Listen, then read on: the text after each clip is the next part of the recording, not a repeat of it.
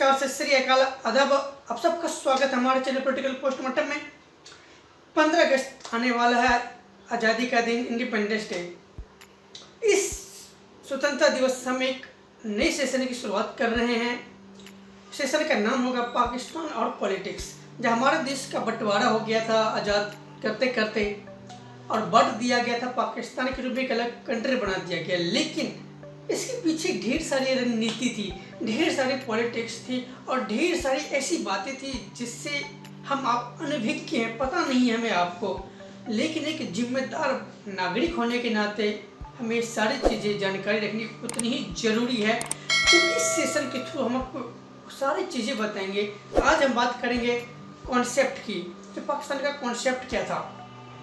आज हम नहीं बोलेंगे, आज हमारे साथ वो शख्स बोलेंगे जो इस सब चीज़ों पे डीप नॉलेज रखते हैं, डीप स्टडी किया है, वही हम बताएंगे। हमारे साथ हैं राहुल भगत जी।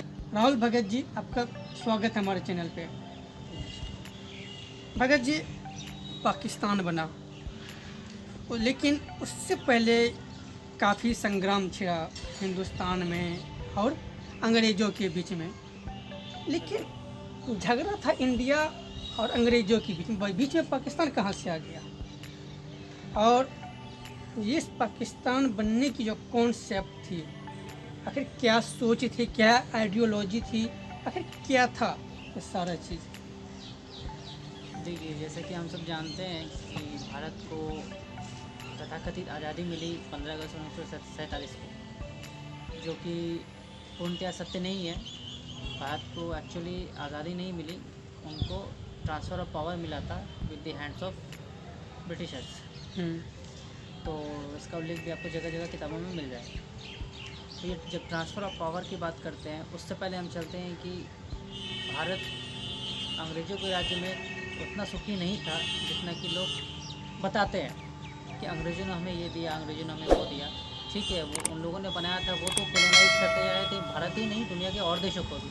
वो अपनी सुविधा अनुसार, चूँकि उनका कभी ऐसा नहीं थी कि वो कभी छोड़ के जाने वाले थे, तो वो अपनी सुविधा के अनुसार उन्होंने जो भी कुछ बनवाए वो अपने लिए उन्होंने बनवाया, और अपने अंतर्गत जो भारत के लोग थे उनको वो हमेशा अपने शासन के अंतर्गत रखना चाहते थे, अपने कंट्रोल के अंदर।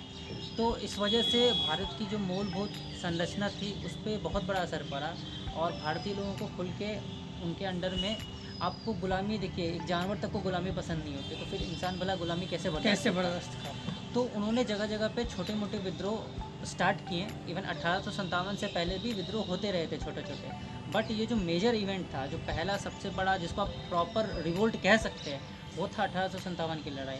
तो तब से अंग्रेज़ों को भी समझ में आया कि यदि इनको समय रहते दबाया नहीं गया तो ये हमें जड़ से उखाड़ फेंकेंगे, क्योंकि चंद हज़ार अंग्रेजी आए थे भारत पे स्टार्टिंग में राज करने को, और भारत की जनसंख्या उस समय भी आज की जितनी नहीं थी, लेकिन हाँ करोड़ों में थी उस टाइम पे। मोर देन 40 करोड़ जनसंख्या थी उस समय भारत की। तो वो चाहते तो अंग्रेज़ों के पैर जमने ही नहीं देते थे, बट अंग्रेज़ चूँकि बहुत ही ज़्यादा चतुर बोल सकते हैं आप, वो थे, अपने वक्त माइंड गेम खेला और उनका डिवाइड एंड रूल की कॉन्सेप्ट तो हम सबको पता है। तो इस तरह से वो एक दूसरे के खिलाफ लोग जितवाते गए और साथ में अपने अंडर भी करते गए। कभी उन्होंने मेरा साथ दिया, मेरे सहायता लेके किसी दूसरे पे हमला करवा के, मतलब राजे महाराजाओं के बीच में। बिल्कुल। तो इस तरह से उन्होंने धीरे धीरे पूरा अपना आधिपत्य भारत की धरती पे स्थापित कर लिया। अब बात रही कि पाकिस्तान कहाँ से बना, जो कि आपके सवाल का भी एक पार्ट है। तो पाकिस्तान का कॉन्सेप्ट ही है कि रिलीजियस बेसिस पे आपको एक देश चाहिए था, जिसकी वजह से इंडिया के जो माइनॉरिटीज़ थे, या यूँ कहें सीधे सीधे शब्दों में, तो इंडिया में जो मुस्लिम थे उनको चाहिए था कि हमारे धर्म के बेसिस पे, ना हमारा कल्चर इनसे मिलता है रेस्ट ऑफ द इंडियन से, चाहे वो हिंदू हों, सिख हों, बौद्ध हों, ईसाई हों, और ना ही उनका खान पान, उनका रहन सहन, पहनाना और उनके भगवान, तो हर तरह से उनमें डिफरेंसता थी। तो उन्होंने यह सब चीज़ों को कंसिडर करते हुए चाहा कि हमें एक नया देश मिलना चाहिए। प्लस एक और सबसे बड़ी बात थी कि उनका जो भी चीज़ मानना था वो किसी भी तरह से दूसरे रिलीजन के लोगों से, जो भारत में उस समय रहते थे, वो सिमिलर नहीं खाता था। तो उनके हिसाब से ये जायज़ था कि उनको एक अलग देश दे दिया जाए। बट आप अगर उसके कॉन्सिक्वेंसेस देखेंगे तो भारत का बंटवारा कहीं से भी सही नहीं है। 2 बिलियन से ज़्यादा लोग मारे गए हैं, मोर देन 20 लाख पीपल तो उससे हमें ये पता चलता है। और कितने लोग तो आज भी मतलब जहाँ पे भी पाकिस्तान के हालात आप देख सकते हैं, वहाँ पे माइनॉरिटीज़ की क्या हालात है अभी। तो अंततः निष्कर्ष यही निकलता है, अगर आप एक लाइन में बोलना चाहें, कि बंटवारा होना सही नहीं था। लाखों जाने गए और उसके गम को आज तक उनके जो भी रिलेटिव है वो भुला नहीं पाए। कितनों की ज़मीनें चली गई, कितनों की जानें चली गई। लोग जो कभी संपन्न हुआ करते थे आज दर दर भटकने पे, भीख मांगने पे मजबूर हुआ करते हैं। जो पुश्तैनी काफ़ी अच्छा प्रभुत्व रखते थे अपने इलाके में, उनको आज कोई पूछने वाला भी नहीं है। और जिस तरह से कत्लेआम हुआ वो हम सबको ज्ञात ही है, उसके बारे में तो सबको पता ही है। तो एक्चुअल में जो पाकिस्तान बनने का कॉन्सेप्ट था उसका बेसिस यही था कि रिलीजन के बेस्ड पे उन लोगों को चाहिए था एक अलग सा देश, जिसका जो सिरमौर थे वो मोहम्मद अली जिन्ना को बोला जाता है। मोहम्मद अली जिन्ना ही उनके एक तरह से फाउंडेशन लेड करने वाले और उनको चलाने वाले एकमात्र व्यक्ति जो कि रिस्पॉन्सिबल थे, अपार्ट फ्रॉम लॉर्ड माउंटबेटन। तो लॉर्ड माउंटबेटन के विषय पे मैं भी आऊँगा धीरे धीरे आगे अपनी चर्चा के दौरान। तो अभी के लिए अब अपना इतना मान सकते हैं कि मोहम्मद अली जिन्ना सोल रिस्पॉन्सिबल थे। उनको कई बार कांग्रेस ने बोला भी कि आप अपनी मांगे रखिए, ऐसा कुछ तो परसिक्यूटेड उस समय थे नहीं मुस्लिम, कि उनको एकदम चाहिए था कि नहीं मुझे अब कल ही चाहिए आज़ादी, एकदम मुझे आज़ादी चाहिए ही चाहिए, ऐसा कोई स्थिति था नहीं वहाँ। ये स्थिति एक्चुअली बन कैसे गई इसके बारे में मैं थोड़ा सा विस्तार से और आपको बताना चाहूँगा। देखिए, हम सबको ज्ञात है कि 1906 में मुस्लिम लीग की स्थापना हुई, जिसके फाउंडर मोहम्मद अली जिन्ना थे।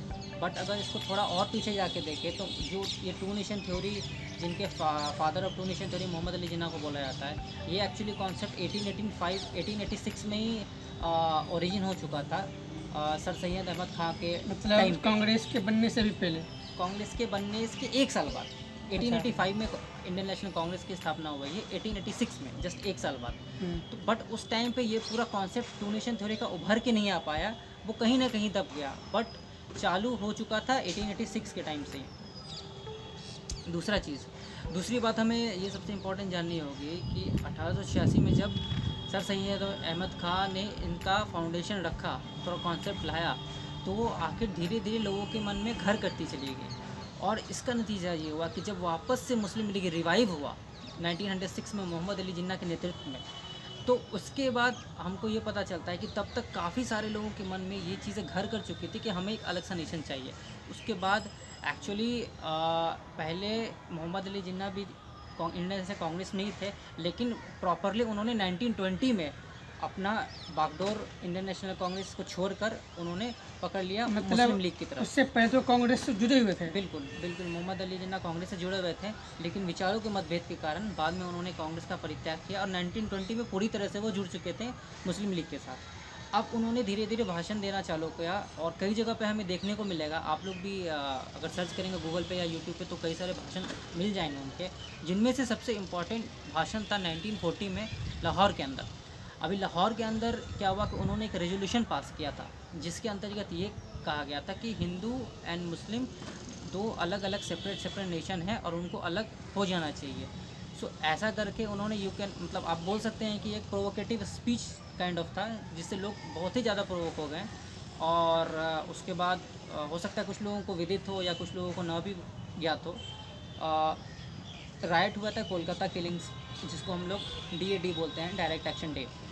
उसके दौरान मतलब असंख्य बहुत जेनोसाइड हुआ था, बहुत ही लोगों को मारा काटा गया था, और जिसमें से आप समझ सकते हैं 90% हिंदू मेजोरिटी ही थे उस टाइम पे जिनका कत्लेआम हुआ था। जिसके फलस्वरूप क्या हुआ, एक हफ्ते के अंदर उसका जो प्रतिकात्मक कार्रवाई थी वो हिंदुओं की तरफ से भी चालू हुई, ठीक है। तो मुस्लिम्स भी मारे गए उसके बाद। और उसी दौरान नोआखली में एक अभी तक का सबसे ज़्यादा भीषण जनसंहार जिसको बोलेंगे जेनोसाइड, वो हुआ हिंदुओं के साथ, जो कि अभी फ़िलहाल नोआखली बांग्लादेश में पड़ता है, वो बांग्लादेश का हिस्सा है।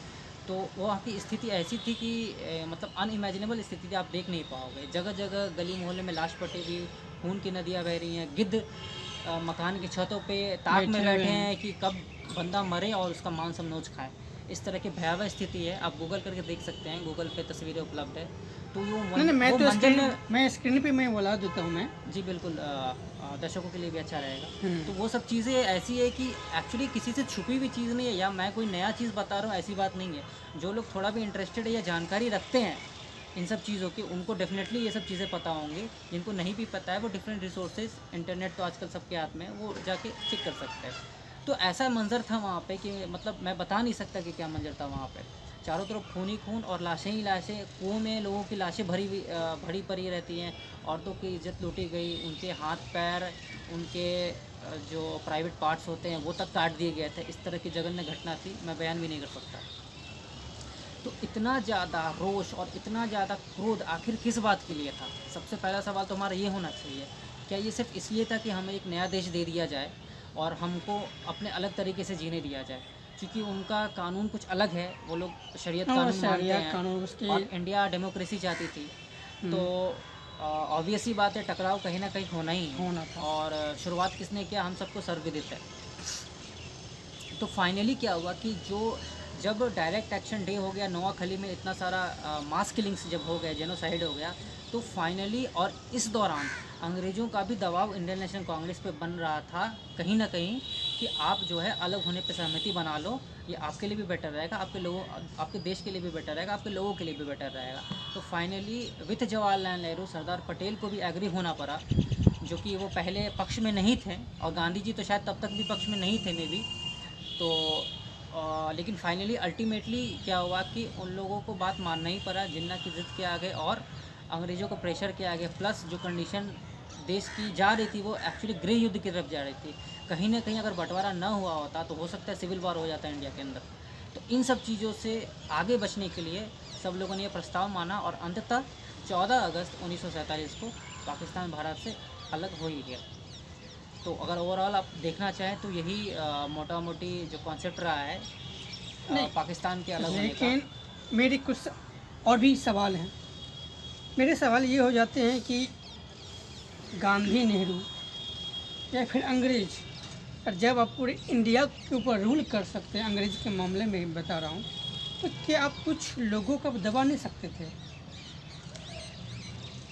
इसी बात पे मैं आपको एक चीज़ बताना चाहूँगा। कालांतर की घटना है, उस टाइम की घटना है, 1946 की घटना है। उस समय क्या हुआ कि जो कैबिनेट मिशन लेके आया गया ब्रिटेन की तरफ से इंडिया में, कुछ लोग आए थे कैबिनेट मिशन लेके। उसके अंतर्गत क्या था कि आपको प्रस्ताव पारित किया जा रहा था कि भारत को अलग अलग कई टुकड़ों में, सिर्फ 2 टुकड़ों में नहीं, इंडिया और पाकिस्तान कई टुकड़ों में बांटने का उनका प्रायोजन था। जिसको पढ़ते ही जवाहरलाल नेहरू उस टाइम में बहुत ही क्रोधित हो गए थे पढ़ने के साथ ही, और उन्हें साफ साफ इनकार कर दिया था कि नहीं, ऐसा नहीं हो पाएगा। जबकि ये जो मुस्लिम लीग वाले हैं वो तो शुरू से चाहते ही थे कि हमको एक अलग देश मिलना चाहिए। तो उनको कोई गुरेज नहीं था इस चीज़ से कि भारत बढ़ जाए और कई टुकड़ों में बढ़ जाए, उससे उन्हें मतलब नहीं था। बस अपना कंट्री चाहिए था, उन्हें बस अपना देश चाहिए था, उन्हें अपना पाकिस्तान चाहिए था, उनका इतना ही कॉन्सेप्ट था। उससे पहले की अगर बात करें तो क्रिप्स मिशन भी एक बार आया था। क्रिप्स मिशन में क्या था कि उसके अंतर्गत आपको ये करना था कि आपको वर्ल्ड वार सेकेंड के बाद पूर्णतः आज़ादी मिलनी थी भारत को, जैसा इंडियन नेशनल कांग्रेस की डिमांड थी। बट हम जानते हैं अंग्रेज तो सिंपल थे नहीं ऐसे कि वो जो बोले वो कर देंगे, बस हाँ, डेफिनेटली। तो उन्होंने इस चीज़ से इनकार कर दिया कि नहीं, मैं आपको पूरा आज़ादी तो नहीं दे सकता, कुछ पार्ट आपको, जैसे इंडियन इंडिपेंडेंस एक्ट में इंडिया को अपना रूल बनाने का अधिकार मिला था 1935 में, उस तरह से थोड़ा सा आपको छूट मिल सकता है। लेकिन इसमें इंडियन नेशनल कांग्रेस पूर्णतः सहमत नहीं थे, उनको तो पूर्ण स्वराज चाहिए था और सत्ता अपने हाथ में चाहिए थी। तो बट ये चीज़ पे सहमति नहीं बन पाई थी, तो क्रिप्स मिशन भी फेल हो चुका था। उसके बाद 1942 की अगर बात करें तो 1942 में क्विट इंडिया मूवमेंट आया। क्विट इंडिया मूवमेंट मुस्लिम लीग के लिए गोल्डन अपॉर्चुनिटी थी। क्विट इंडिया मूवमेंट में इंडियन नेशनल कांग्रेस के बहुत सारे मेजर नेताओं को अंदर डाल दिया गया था जेल के, और अब ये गोल्डन अपॉर्चुनिटी बन गए थे मुस्लिम लीग की। चूँकि मुस्लिम लीग उस क्विट इंडिया मूवमेंट में पार्टिसिपेट नहीं की थी, उन्होंने अपना हाथ पीछे खींच लिया था। क्यों खींच लिया था? क्योंकि उनको अगर सारा सत्ता कांग्रेस के हाथ में चली जाती तो उनको तो फिर तो कुछ मिलने से रहा। वो तो कांग्रेस को हिंदुओं की पार्टी समझते थे, और जिसके कारण पूर्वी जो रीजनल चुनाव हुआ करते, प्रोविंस के जो चुनाव हुआ करते थे उस टाइम में इंडियन नेशनल कांग्रेस ही जीती चली आ रही थी, तो सेशन दर सेशन। तो इससे उनका ऐसा मन बन गया था। और 1935 में जो इंडियन गवर्नमेंट एक्ट जो बना, तो उस पर इंडियन नेशनल कांग्रेस को ही अधिकार मिला था रूल्स रेगुलेशंस बनाने का। तो जिस वजह से भी वो खफा थे मुस्लिम लीग, इनको लग रहा था कि ये लोग तो मतलब हिंदुओं की भलाई के लिए सिर्फ रूल्स एंड रेगुलेशन बनाएंगे, इसमें हमारा तो कुछ नहीं है। तो ये सब रीज़न था कि उन्होंने सपोर्ट नहीं किया क्विट इंडिया मूवमेंट को। और अंततः इसका ऑलरेडी कहते हैं, कहावत है अंग्रेजी में, ब्लेसिंग इन डिस्गाइज। तो गलत समय में उनके लिए वो ब्लेसिंग्स हो गया और उन्होंने अपना प्रस्ताव उसी समय पे, जो पाकिस्तान का प्रस्ताव था, वो अंग्रेज़ों के सामने रख डाला। तो ये सबसे बड़ा मेजर इम्पॉर्टेंट जो इंसिडेंट है क्विट इंडिया मूवमेंट के टाइम का वो रहा। और उसके बाद तो आप जानते हैं 1940 में जो लाहौर अधिवेशन हुआ, वहाँ पे आह्वान किया गया था जिन्ना के द्वारा कि हमको अब रुकना नहीं है, अब हमें अब पाकिस्तान चाहिए ही चाहिए। जिसके फलस्वरूप बाद में मैं पहले बता चुका हूँ, डायरेक्ट एक्शन डे वगैरह हुआ, नवाखाली राइट्स वगैरह। तो ये सब रीज़न रहा कि अंग्रेज़ भी नहीं चाहें कि इंडिया जो है वो बट के एकजुट होकर रहे, अदरवाइज़ उनके लिए फ्यूचर में वो प्रॉब्लम कर सकते थे, या फिर अगर वो फ्यूचर में वापस से अगर इंडिया को कब्जा करना चाहते तो उनके लिए मुश्किल होता। तो वो चाह रहे थे कि इंडिया को उसी तरह तोड़ के जाएं जैसे वो पहले 556 प्रोविंसेस में बटा हुआ था। तो इंडिया की भलाई कोई नहीं चाहा, ना मुस्लिम लीग चाहती थी, ना अंग्रेज चाहते थे। पाकिस्तान बनाने का जो कॉन्सेप्ट था वो ठीक है, वो समझ में आ गया, लेकिन आइडियोलॉजी जो थी, आइडियोलॉजी कुछ तो अलग रही होगी जो उसी हिंदुस्तान से बिल्कुल अलग करती है पाकिस्तान को। आइडियोलॉजी के बारे में तो सर भी देते ना, अपने डिस्कशन में भी पहले बताया कि उनका जो रिलीजन से लेके उनका खान पान, उनका जो भी चीज़ वो मानते थे, उनका रहन सहन, पहनावा, उनके भगवान, सब कुछ अलग था। तो उनको डर था कहीं ना कहीं कि क्या पता इस हिंदू मेजॉरिटी स्टेट में आगे जाके पता नहीं उनके साथ क्या हो जाए। जबकि ऐसा कहीं पूर्वांतर में देखा नहीं गया हो कि जो उस समय की मेजॉरिटी कम्युनिटी थी, माइनॉरिटी में कभी भी उन्होंने अपना आधिपत्य शामिल किया हो या धमकाया हो ऐसा। पुराने समय से भी हम जानते हैं, जब मुग़लों का आक्रमण रहा या उससे भी पहले जब पहला मुस्लिम आक्रमण हुआ इंडिया पे मोहम्मद बिन कासिम के नेतृत्व में सन 711 में, उस टाइम से लेके उसके बाद कई आक्रांताएँ आए धीरे धीरे। महमूद अब गजनवी आए, मोहम्मद गोरी आपको मैं रोकना चाहूँगा। मेरा ये सवाल है, एक्चुअली मेरे मन में अभी आ रहा है कि वो पाकिस्तान बनाने का उसका मतलब था कि हमें मुस्लिम राष्ट्र बन जाए, मुस्लिम राष्ट्र चाहिए, मुस्लिम राष्ट्र। हाँ, अगर एक लाइन में बोलना चाहे तो ये सही है, ये सही है। लेकिन क्या वो इंडिया में रहकर क्या भारत को भी तो मुस्लिम राष्ट्र बना सकते थे? भारत को मुस्लिम राष्ट्र बनाने के कॉन्सेप्ट में कहीं ना कहीं उनका उद्देश्य हो सकता है ये, बिल्कुल। क्योंकि जब आप अंग्रेज़ों से इतना लड़ सकते हैं, जब इतना बड़ा अपराध कर सकते हैं, इतने बड़े लोगों का नरसंहार जिनोसाइड कर सकते हैं, तो आप ये जिनोसाइड को कंटिन्यू रख के आप हिंदुस्तान को भी देखिए, इसमें मुश्किलातें आती हैं, मुश्किलातें ऐसे आती हैं क्योंकि देखिए, लड़ाई जब भी होती है, कोई नहीं चाहता है लड़ाई हो, लड़ाई जब भी होगी तो दोनों तरफ से नुकसान होगा।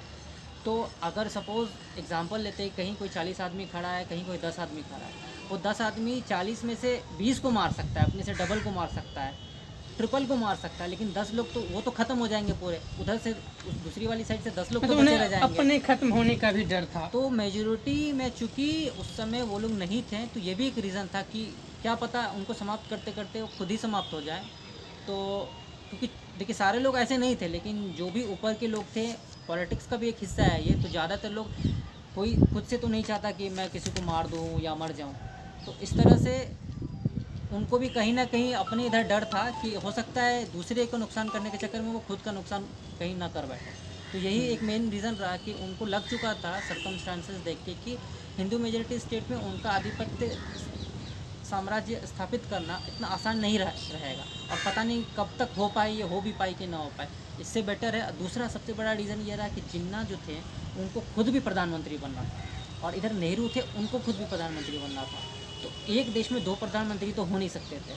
तो इसलिए भी एक नेशन उनकी तरफ से इसलिए ज़रूरी था, क्योंकि एक अगर नेशन अलग बढ़ जाता तो जिन्ना एक के प्रधानमंत्री हो जाते। फिर अगर ऐसी तरह की बात थी, उनको प्रधानमंत्री बनना था, तो फिर जवाहरलाल नेहरू नहीं बनते, उन्हीं को बनने देते। कम से कम देश का बंटवारा होने से तो बचा सकते थे। ये एक्चुअली बहुत ही अच्छा क्वेश्चन पूछा है आपने। यहाँ पर तो बिल्कुल, मतलब यहाँ पर तो जिस तरह से आज बीजेपी कांग्रेस लड़ रहे हैं, उस प्रकार से वहाँ पर जिन्ना और जवाहरलाल नेहरू टकरा गए। आज जैसे समीकरण नहीं थे उस टाइम पे सुमन जी। बात यह है कि जब उस टाइम की बात अगर करें 1947 की, तो वहाँ पे जो भी हालात थे, अगर आप बोलते नेहरू इतने अगर उदारवादी होते तो बहुत सारी घटनाएं हिंदुस्तान में जो आज घट चुकी है और स्वर्णाक्षरों में अंकित है, स्वर्णाक्षरों में नहीं बोलूँगा, काले अक्षरों में अंकित है, तो वो चीज़ें नहीं होती। बट उनको भी सत्ता लोलुप लालसा थी, और जिन्ना साहब को तो थी ही थी। बैरिस्टर थे, वो पॉलिटिक्स में आ गए, क्यों आ गए, कैसे आएंगे, वो एक अलग कहानी हो जाएगी। बट लालसा दोनों तो में सत्ता मतलब लोलुप। इस हिसाब से पाकिस्तान बनने में फिर तो जो नेहरू का भी अच्छा खासा फिर योगदान हो गया। डायरेक्टली तो नहीं है, बट हाँ इनडायरेक्टली आप बिल्कुल बोल सकते मतलब हैं। जब आप आपस में टकराव कर रहे हैं, प्रधानमंत्री बनने की आप लालसा देख रहे हैं, तो मतलब सीधी सीधी बात है, आप उन्हें चुनौती दे रहे हैं कि अगर आप में हिम्मत है तो बना लीजिए कंट्री और बन जाइए प्रधानमंत्री। आप देखिए, वहाँ दोनों ही बहुत ही महत्वाकांक्षी लोग थे। उनके अंदर की जो महत्वाकांक्षाएं थी बहुत ही बढ़ चढ़ के थी। इवन घटना ये भी है कि जो मोहम्मद अली जिन्ना थे, वो नेहरू बैरिस्टर दोनों ही थे, तो नेहरू को अपने से नीचे ओहदे का ये मानते थे। उनकी जो लेवल ऑफ थिंकिंग, या यूँ कहें जो उनका आत्मसम्मान या आत्ममुग्धता उनमें काफ़ी ज़्यादा लेवल तक बढ़ी हुई थी। तो इस वजह से वो नेहरू को उतना नहीं मानते थे। हाँ, बशर्ते गांधी जी का आदर वो करते थे। मोहम्मद अली जिन्ना। मोहम्मद अली जिन्ना गांधी जी का आदर करते थे, तो बात बात पे गांधी जी को मनवाना और गांधी जी से अनशन करवाना, ये भी एक पॉलिटिक्स का हिस्सा रहा था उस टाइम में। अगर लोगों ने गौर किया होगा भारत के इतिहास को, तो वो नहीं, बखूबी जानते अगर होंगे। वो जिन्ना गांधी जी की इतनी इज्जत करते थे, उनकी इतनी बात मानते थे, तो वो गांधी जी की ये बात भी मान सकते थे कि भाई पाकिस्तान की डिमांड मत करो।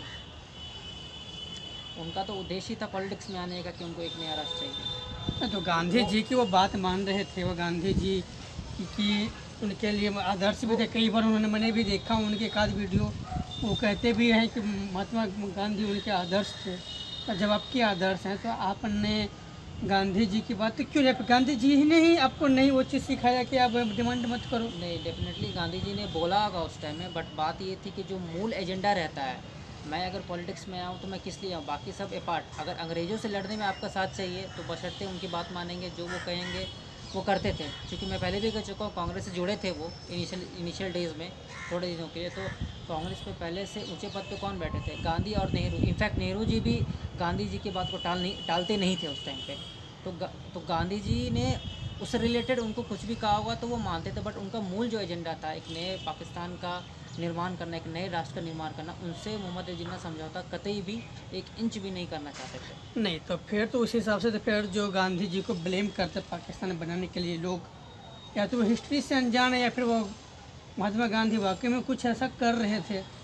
लोगों का अपना अपना परसेप्शन है। कुछ लोग आज ही के 2020 की बात कर लीजिए आप, मोदी जी को देश के प्रधानमंत्री या दुनिया जहान में उन्होंने अपना नाम रोशन किया है, लेकिन आज भी आधे से ज़्यादा आबादी, जो भारत हो या अगल बगल के देश के लोग हों, जो डिसलाइक करते हैं। हाँ, वो उनको कंडेम करते हैं उनकी हरकतों के लिए, उनको बुरा बताते हैं, उनको कोशिश करते हैं हमेशा कि हतोत्साहित नहीं कर नहीं, दे। अभी तो सेम चीज़, नहीं, सेम ये 2020 की हमें बात नहीं करनी है।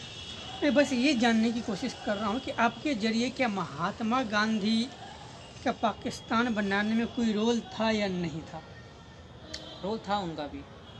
कैसे? उनका रोल ऐसे था क्योंकि उनका एक्चुअली डबल स्टैंडर्ड रहता था मेरे हिसाब से, जहाँ तक मेरा अवलोकन है। बाकी भिन्न भिन्न लोगों का भिन्न भिन्न मत हो सकता है, बट अगर आप मेरे बारे में पूछें तो देखिए, पाकिस्तान जब बन रहा था तो पाकिस्तान को इस्टेब्लिश करने के लिए और प्रॉपरली बनाने के लिए 75 करोड़ रुपए की आवश्यकता थी उस टाइम की, जो कि बहुत बड़ी रकम होती है आज के हिसाब से। तो 75 करोड़ रुपए में से उनको पाकिस्तान बनने की जब घोषणा हो गई, पाकिस्तान जब बन चुका, तो जो है 25 करोड़ रुपए उसको तत्काल ही दे दिए गए थे। बाकी 55 करोड़ रुपए उनको देना बाकी था, जिसके लिए गांधी जी ने, जो कभी कहा करते थे कि अगर पाकिस्तान बना तो हमारी लाश पे होके बनेगा, वो उनके रहते बना और वो रोक भी नहीं पाए। वो जब प्रस्ताव लाया गया भारत के अलग होने का, तो ना कांग्रेस रोक पाई ना गांधी जी खुद रोक पाए, उनको झुकना पड़ा मोहम्मद अली जिन्ना के सामने। अगर उनमें उतनी विलिंगनेस होती तो वो ज़रूर है कि वो, चूँकि राष्ट्रपिता कहलाए हैं वो, उनमें और बड़े बड़े लोग पीएम तक उनकी बात माने, जवाहरलाल नेहरू जो बाद में बने, वो चाहते तो बिल्कुल कहीं ना कहीं वो रोक सकते थे। मोहम्मद अली जिन्ना कितनी भी बड़े हों, गांधी जी से बड़ा तो उनका कद नहीं था उस टाइम। तो और दूसरा कि उन्होंने अनशन किया और बचे हुए, इवन दो कि पाकिस्तान बंटवारा होने के बाद जब कश्मीर पे कबीलाई के रूप में पाकिस्तानी आर्मी ने हमला किया कश्मीर को कब्जाने के लिए राजा हरी सिंह के राज्य में, उसके बावजूद जब भारत के लोगों ने मना किया कि ये तो बेईमान हो गई है पाकिस्तान, हमारा एरिया हड़पना चाहती है कश्मीर का, तो भी उन्होंने अनशन करके बाकी के 55 करोड़ रुपए जो है वो पाकिस्तान को दिलवाए। ये एक चीज़ है। और भी छोटी छोटी मोटी कई सारी घटनाएं हैं जिससे हम ये क्लियरली पता कर सकते हैं कि कहीं ना कहीं वो डबल स्टैंडर्ड रखते थे इस इशू के प्रति, कि पाकिस्तान बनना चाहिए कि नहीं बनना चाहिए। अच्छा चलिए, पाकिस्तान तो बन गया, लेकिन मुद्दा रह गया कश्मीर का। तो ये कश्मीर का मुद्दा कैसे था, कैसे मतलब विवादित रह गया? ये भी बहुत अच्छा सवाल है, और ये तो पाकिस्तान से जुड़ा हुआ है ये। बहुत अच्छी हिस्ट्री है। मेरे ख्याल से ज़्यादातर लोगों को मालूम होगा ये चीज़, बट जिन लोगों को नहीं मालूम है उनके लिए मैं थोड़े शब्दों में बयान करना चाहूँगा। 4 आप प्रांत बोल सकते हैं, ठीक है। 4 प्रांत थे जब भारत को आज़ादी मिली, ठीक है, मतलब 1947 15 अगस्त के बाद। तो 1 साल तक ये 4 जगह जो थे, जो कि एक ट्रैवनकोर थे, एक जूनागढ़, एक हो गया कश्मीर और एक हैदराबाद, ये 4 जगह जो थी, 4 प्रांत, वो भारत में विलय होने से मना कर रहे थे। वो चाह रहे थे, कश्मीर तो चाहता था हम इंडिपेंडेंट इंडिपेंडेंट रहें, रहें। हैदराबाद चाहता था हम पाकिस्तान के साथ मिल जाएं, ट्रैवनकोर का भी कुछ ऐसा ही था, और जूनागढ़ के भी जो राजा थे वो भी चाहते थे कि हम इंडिपेंडेंट रहें, बट पाकिस्तान उनको इंडिपेंडेंट रहने नहीं देता। तो आप कश्मीर के बारे में भी सेम चीज़ कह सकते हैं। कश्मीर वाले चाह रहे थे हमें इंडिपेंडेंट छोड़ दो, बट पाकिस्तान कभी भी उसको, आज भी आप देख लें, कश्मीर वाले अगर कुछ लोग अगर कश्मीर में आज़ादी मांगते हैं, तो आपको क्या लगता है पाकिस्तानी लोग उनको आज़ाद छोड़ पाएंगे क्या? अगर भारत अपना हाथ हटा लिया कश्मीर नहीं से? नहीं, वो तो मतलब वो अगर कश्मीर लोग ये कहते हैं हम आज़ादी, तो इंडिया से आज़ादी मांगते, तो पाकिस्तान से आज़ादी मांगते ही नहीं होते। हाँ, ज़्यादातर लोग ऐसे ही हैं, उनको चूँकि उनका कल्चर ऐसा हो चुका है, और ज़्यादातर मेजोरिटी में कश्मीरी में भी उन लोगों की तादाद, मुस्लिम्स की ही तादाद मतलब ज़्यादा है। हाँ, पाकिस्तान तो झुकाव ज़्यादा तो है उन लोग उनका झुकाव उस तरफ ज़्यादा है, जो ऑब्वियस भी है, बनता है। बट उस टाइम की अगर बात करें, तभी उतने मुस्लिम्स वहाँ पे नहीं थे, हिंदू लोग अच्छे खासे उस समय रहते थे वहाँ पे। तो उनका जो न्यूट्रल होने का कॉन्सेप्ट था ना, वो उनके हिसाब से अच्छा हो सकता है, बट अगर आप अच्छी जानकारी रखते हैं हिस्ट्री की, तो उनको पाकिस्तान इंडिपेंडेंट रहने नहीं नहीं देता। देता। अगर भारत में वो नहीं मिले होते, भारत अपना हाथ हटा लेता वहाँ से, तो फिर पाकिस्तान पाकिस्तान अपने कब्जे में कुछ ही सालों में उसको अपने अंदर ले लेता। इनफैक्ट करने की कोशिश भी किया। बिल्कुल किया ही था, तभी तो उन्होंने हमला किया, और तभी तो फिर मतलब बाद में ये राजा हरी सिंह ने भारत सरकार से हेल्प मांगा, तो कंडीशन ये रखा गया कि आपको हेल्प तो मिल जाएगी, बट शर्त ये रहेगा कि आपको हमारे साथ मिलना पड़ेगा। तो जो कि आप एक स्ट्रैटेजिक पॉलिटिकल प्लान भी आप बोल सकते हैं जो इंडिया की तरफ से था, बट एनीवे वो कश्मीर के लिए भी लाभकारी था, और इंडिया को भी फिर थ्रेट नहीं हो पाता कि उसके अंदर तक घुस के कोई पड़ोसी जो दुश्मन देश है वो फ्यूचर में थ्रेट दे सके। तो इस तरह से राजा हरी सिंह ने हेल्प मांगा, और भारत ने फिर वार किया, और काफ़ी अंदर तक, इनफैक्ट लाहौर तक भारत की सेना चली गई थी, लेकिन फिर वापस बुलाया गया उनको, और इस तरह से कश्मीर पाकिस्तान के हाथ में जाने से बच गया। ये एक चीज़ हुआ। हैदराबाद का ये सीन था कि हैदराबाद के लोग, वहाँ के जो निज़ाम थे, उनके उसका एक सेनापति हुआ करता था, उसका नाम मैं अभी भूल रहा हूँ, तो वो सेनापति जो काफ़ी क्रूर किस्म का था, उसने मतलब एक तरह से चैलेंज दे रखा था भारत सरकार को कि हम आप में नहीं मिलेंगे, आप चाहो तो आजमाइश कर लो। फिर सरदार पटेल ने भारतीय सेना भेजी, 4 दिन का युद्ध चला, और 4 दिन में ही पूरा हैदराबाद सल्तनत, आज का हैदराबाद नहीं था, तभी के हैदराबाद में महाराष्ट्र और मध्य प्रदेश सब कुछ, आंध्रा भी इंक्लूड थे, तो वो सारा कुछ इंक्लूड था। बहुत बड़ा हैदराबाद साम्राज्य हुआ करता था उस टाइम में। तो फिर उन्होंने 4 दिन के अंदर ही उनको लड़के और हैदराबाद को अपने अंदर मिला दिया, और बाकी तो ट्रैवनकोर तो एक शाम में ही उनको अपने अंदर हासिल कर लिया था, उसके लिए ज़्यादा मशक्क़त नहीं करनी पड़ी। जूनागढ़ भी 2 दिन की लड़ाई थी, उसमें छोटी मोटी लड़ाई के बाद उसने आत्मसमर्पण कर दिया और भारत के साथ विलय हो गए। तो इस तरह से आप कह सकते हैं कि सरदार पटेल ने बहुत ही इंडिया को यूनाइट करने में बहुत बड़ा रोल निभाया है, लेकिन आफ्टर इंडिपेंडेंस।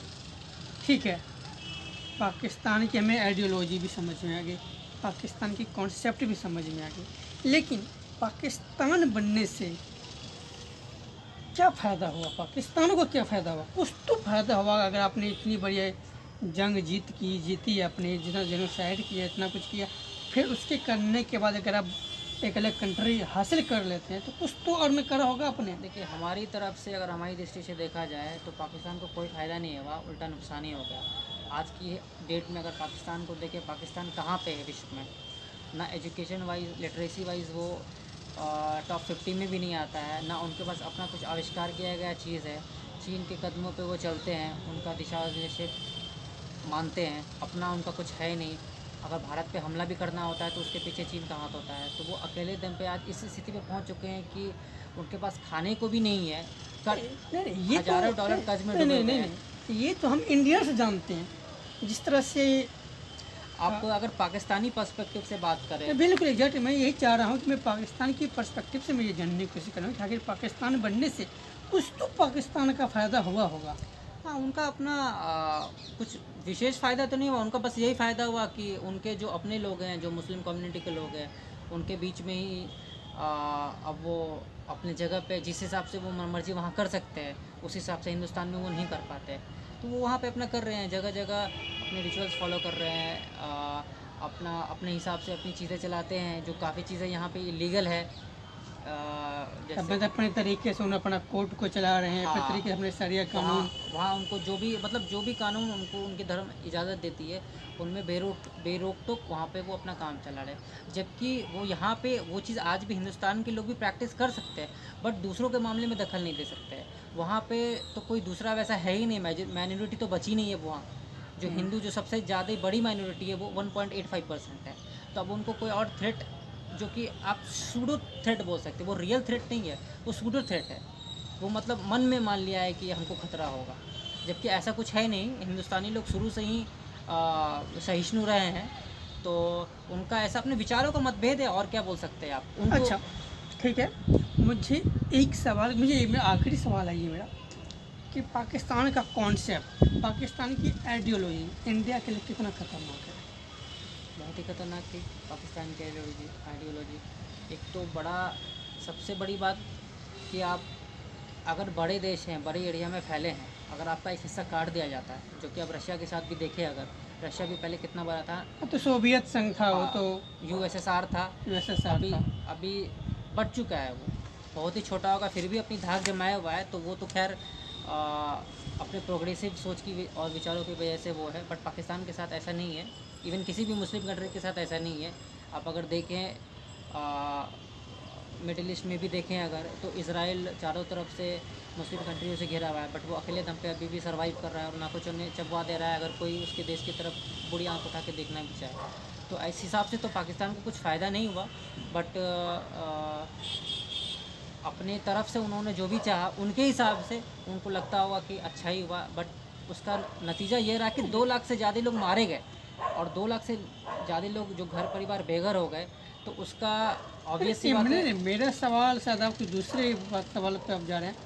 मेरा सवाल ये था, इंडिया के लिए कितना खतरा हो सकता है पाकिस्तान की आइडियोलॉजी, पाकिस्तान का कॉन्सेप्ट? पाकिस्तान तो बन चुका है, नहीं, उसकी आइडियोलॉजी तो खत्म नहीं हुई है। पाकिस्तान की। हाँ, ये सवाल आप अच्छा किसी पूछा आपने। इंसान देखिए, को आप एक बार मार सकते हो, तो मतलब उसकी आइडियोलॉजी खत्म थोड़ी नहीं कर सकते आप। ये थोड़ा सा विषय से हटके हो जाएगा, ये थोड़ा नहीं, हट के सवाल ये क्यों कि पाकिस्तान जिस कॉन्सेप्ट पर वो बना, तैयार किया गया एक अलग कंट्री को, तो वो तो विचारधारा तो अभी भी भारत में कई जगहों पे इस तरह की है। अगर ये सवाल मेरा बाहर जा रहा है कॉन्टेक्ट से, तो हम नहीं करेंगे बात। लेकिन हमारा जो कंटेंट है यह है कि जो भी सिलसिलेवार तरीके से जितनी भी इंसिडेंट हुई है, मतलब युद्ध भी हुई, 65 में हुई, 71 में हुई, 99 में हुई, और अभी भी इनडायरेक्टली रूप से पाकिस्तान आज भी हमसे युद्ध लड़ रहा है, सारी चीज़ों को हम एक एक करके सिलसिलेवार तरीके से हम आपके सामने रखेंगे। तो उम्मीद है आपको ये सीरीज बहुत पसंद आएगी। तो आप इस वीडियो को आप लाइक करें, कमेंट करें, दोस्तों को शेयर करें, चैनल को सब्सक्राइब करें और बेल आइकन जरूर दबाएं, ताकि मेरे वीडियो की नोटिफिकेशन आप तक पहुंचती रहे और सबसे पहले आपको मेरी वीडियो आपको देखने को मिले।